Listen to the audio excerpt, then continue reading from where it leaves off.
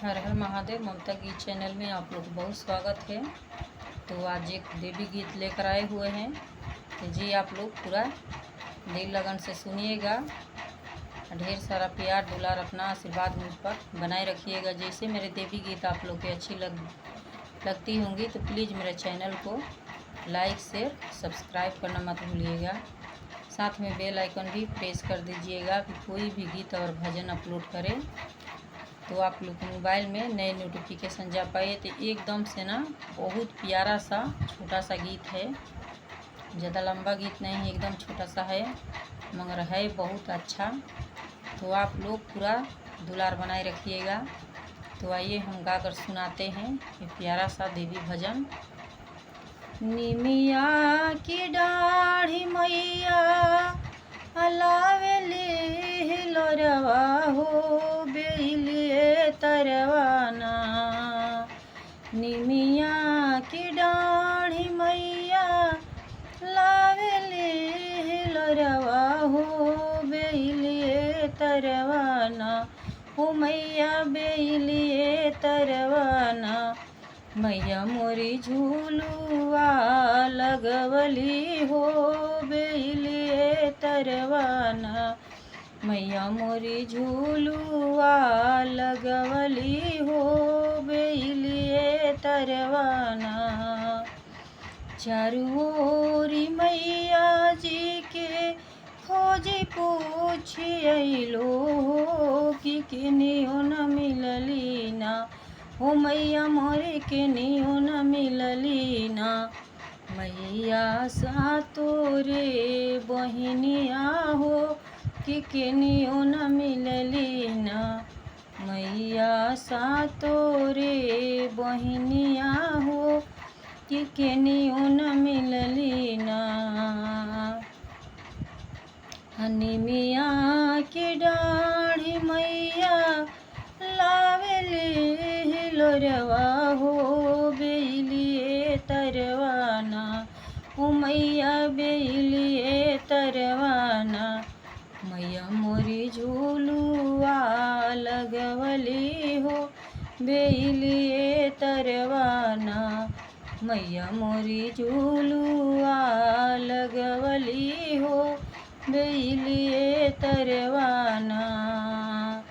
निमिया की डाढ़ी मैया लावेली लोरवा हो बेलिए तरवाना।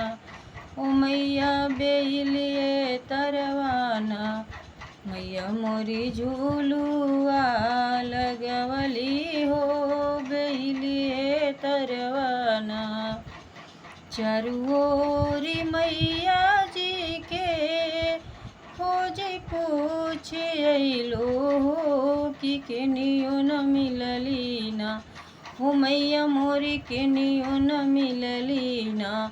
कि मैया नौरे बहिनिया हो कि केनियो न मिलली ना। मैया सा तोरे बहिनिया हो कि केनियो न मिलली ना। निमिया की डाढ़ी मैया लावेली लोरवा हो मेहदिए गछियाना। हो मैया मेहदिए गछियाना। मैया मोरी झूलुआ लगवली हो मेहदिए गछियाना।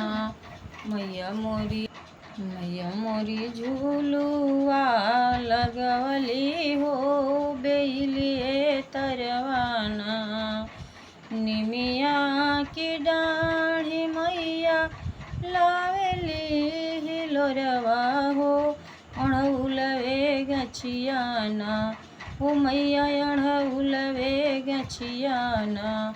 मैया मोरी आसाना जमवली हो अढ़उलवे गछियाना।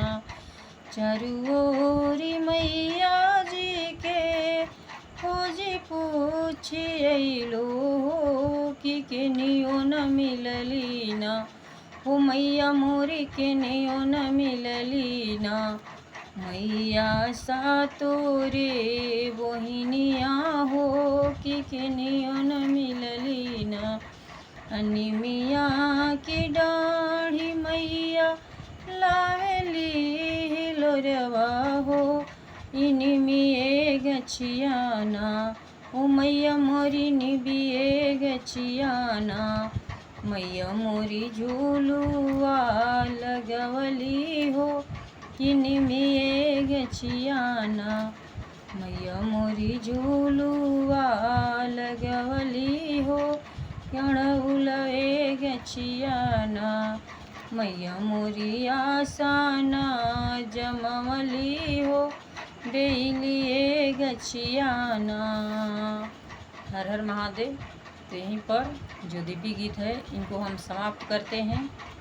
तब तक के लिए मिलते हैं एक नए भजन और नए गीत के साथ। तब तक आप लोग पूरा फुल वीडियो में सुनते रहिएगा देवी गीत।